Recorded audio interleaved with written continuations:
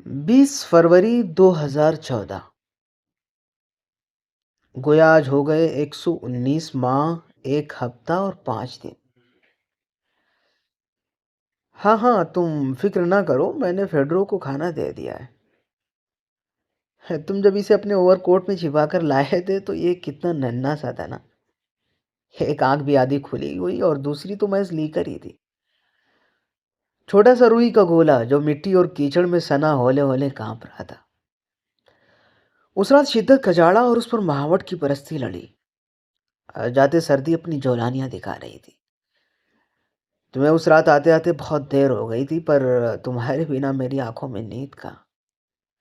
तुम भी क्या करते? तुम्हारे काम की नौइयत ही ऐसी है कि इसमें सवेर का कहीं गुज़र नहीं, बस देर ही देर है। मेरा ज़रा जी ना था कि तुम ये पेशा अपनाते, पर मैं भी क्या करूँ? तुम्हें रोकना-टोकना मेरे बस में है ही नहीं। रोकूँ भी तो क्यों? तुम कभी भी कहीं भी गलत रहे ही नहीं। मगर मेरी जान, अब सारे हिसाब-किताब गलत-मलत हो गए हैं। रात गए तुम ठिठुरते हुए घर में दाखिल हुए थे, ओवरकोट के कॉलर से अपने कानों को ढाँपे हुए। सर्दी की शिद्दत के बाइस तुम्हारी सतवां ऊँची नाक बिल्कुल सुर्ख थी। जल्दी-जल्दी जूते उतारकर तुम नशिशगाह में जलते आतिशदान के आगे ढेर हो गए थे। तुम्हारा मुँह अभी मेरा जुमला पूरा भी अदा नहीं हुआ था कि तुमने अपने ओवरकोट के अंदर से मफलर में लिपटे पिल्ले को निकाला। ओह! नो डियर, ये तो मर जाएगा। बहुत छोटा है। ये माँ के बिना नहीं रह सकता आर्थर। तुम हो ना, तुम पाल लोगी इसे भी। आर्थर, तुम कब बदलोगे आखिर? मैंने हँसते हुए इस रुई के गोले को अपनी बाहों में भर लिया था। मैं फ्रेश होकर आता हूँ, आर्थर ने मेरी पेशानी पर बोसा देते हुए कहा था। वापसी में प्याले में गर्म पानी पी लेते हैं। मैं पिल्ले को हाथों में थामे आतिशदान के मजीद करीब से रख गई। इसका नाम क्या रखोगे? मैंने खाना खाते हुए आर्थर से पूछा।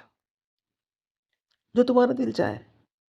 पहले भी तुम ही सबका नाम रखती आई हो। मुझे बेसाख्ता हंसी आ गई। ये भी सही था। हमारा घर नसीब और इंसानों के धुतकारे हुए जानवरों और परिंदों की पनाहगाह ही तो था। पिछले माह ही तो जख्मी उकाब सेहतमंद होकर दोबारा आज़ाद फिजाओं में उड़ान भर गया था, और अब ये पिल्ला। हाँ, इसका नाम फेडरो। फेडरो ठीक रहेगा ना आर्थर? अच्छा, ये तुम्हें मिला कहाँ? बस स्टॉप की अगली गली में। इसकी माँ और एक पिल्ले को कोई शकील कल्ब कुचल गया है। हाय! मैंने ताज्जुब से इस रुई के गोले को अपने सीने में भेंच लिया। इंसान इतना जालिम क्यों है? वैसे सही सवाल तो ये होता कि तुम इतनी रकीकुल कल्ब क्यों? आर्थर ने हंसते हुए कहा। मैं बेडरूम की तरफ जाते आर्थर की चौड़ी पीठ पर से अपनी नजरें फौरन हटा ली और टचवीट कहते हुए टेबल को छू लिया। कहते हैं कि प्यार करने वालों की नजरें जल्दी लग जाती हैं। मैं तुम्हारे हवाले से कैसे कैसे सपने बुनती रही, पर जंग की भड़कती आग में सब कुछ जलकर खाकिस्तान हो गया। अब तुम्हारा फेडरो 10 साल का हो गया और जाने मादर तुम्हें गए 119 माह, 1 हफ्ता और 5 दिन। तुम तबीब जो ठहरे, इंसानियत के जाम से छलकते हुए दर्दमंद इंसान। तुम अपने गोशे आफियत इंग्लैंड से 2470 मील दूर यूक्रेन और रूस की जंग में यूक्रेनियन की मसीहाई पर कमर बस्ता कि तुम डॉक्टर्स विदाउट बॉर्डर्स जो ठहरे। जंग बहुत बुरी चीज़ है आर्थर। जहाँ ये वालिदैन की कमर तोड़ देती है, वहीं बीवियों का सब्र भी आजमाती है।